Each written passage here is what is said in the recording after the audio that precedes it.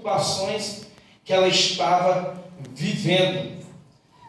A cidade de Corinto, irmão, era uma cidade que tinha muito intelectual, e não é por causa que na igreja tem intelectual, porque Deus usa todos, sim ou não, irmão?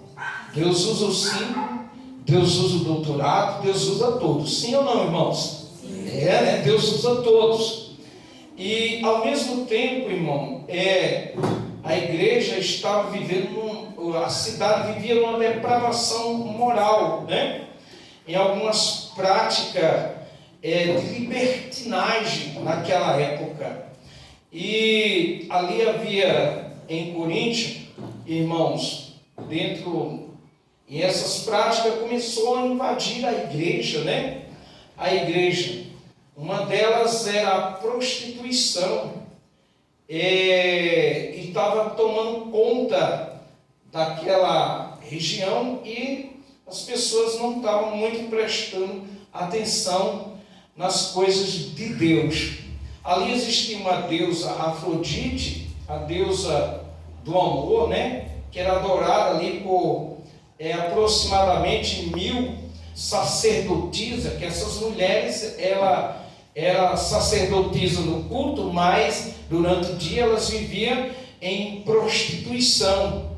Também a cidade era tomada pelo homossexualismo, e também a carnalidade rodava solto dentro daquela cidade, né? E Paulo, com cuidado da noiva de Cristo, né? Com a noiva que vai morar no céu, as pessoas dizem que Jesus está voltando, né? Quando dizemos isso, parece que ele está vindo a pé e andando bem devagar. Jesus, irmão, ele vai voltar. Quer o sindicato ou não, ele vai voltar. Voltar para levar a sua igreja, seja política ou não, Jesus vai voltar. Quer o Tártaro ou não, Jesus vai voltar para levar a sua igreja. Quero crer que tem salvos aqui nesta noite e que ainda pensa no céu. Deixa eu ver quantos salvos eu tenho aqui nessa noite. Quantos salvos eu tenho aqui nessa noite e ainda pensa no céu. Glória a Deus. Aleluia, Deus seja louvado. Irmãos, tem muitos crentes que o coração dele não esquenta mais com mensagem que fala sobre arrebatamento, que fala sobre o céu, né? Parece que os crentes não sabem mais o que eles vão receber, não é isso? Parece que é pessoa sem esperança. Os irmãos aqui têm esperança? Tem esperança, meu irmão? Eu tenho esperança da volta de Cristo, do céu de glória, né? Eu tenho esperança, irmão, de uma nova Jerusalém. Você não sabe que lá no céu, se você vai ser um ministro de Estado, né? O que você vai ser no governo de Cristo, irmão. Lá tem uma cidade, que essa cidade vai descer, a nova Jerusalém, para o milênio de Cristo. Você vai receber um corpo que você não precisa mais pintar o cabelo, irmão, porque esse corpo não envelhece mais.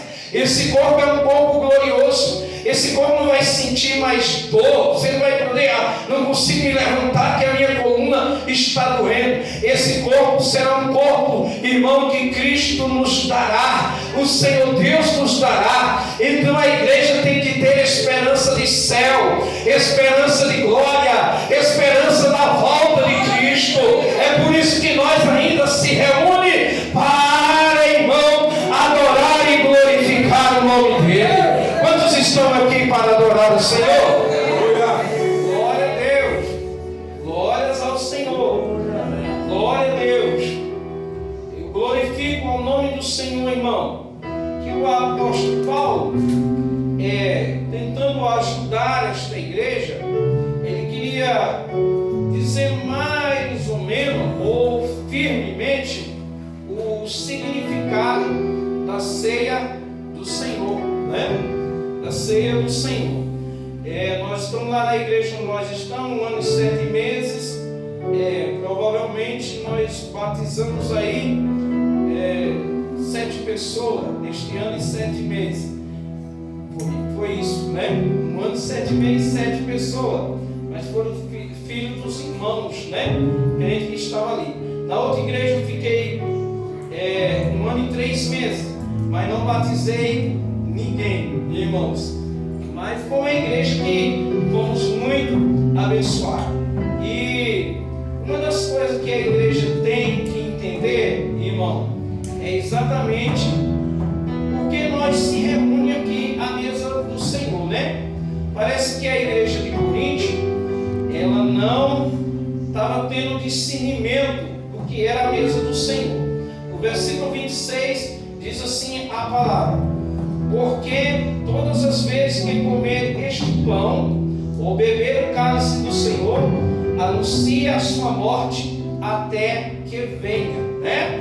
Então, irmão, quando eu me reúno na ceia do Senhor, esse culto é um anúncio, não só uma celebração. Esse culto é uma pregação, esse culto é uma evangelização, porque essa é a missão da igreja. A missão da igreja é pregar o evangelho, né? É dizer que Jesus Cristo é o Salvador, é dizer que Jesus Cristo é aquele que resgata o homem, né, do mais terrível lado de pecado e transforma a vida dele. Irmão, a Bíblia não é como nós lemos o jornal desta manhã. O jornal desta manhã nós lemos ele, não acontece nada na nossa vida, é mais informação. Só que a palavra de Deus, ela é viva, ela é eficaz, mais penetrante do que a espada de 2 gumes, vai até a divisa da alma e do espírito, discerne pensamento e propósito de coração. A palavra é viva, o evangelho é vivo, a Bíblia transforma, o evangelho transforma as nossas vidas.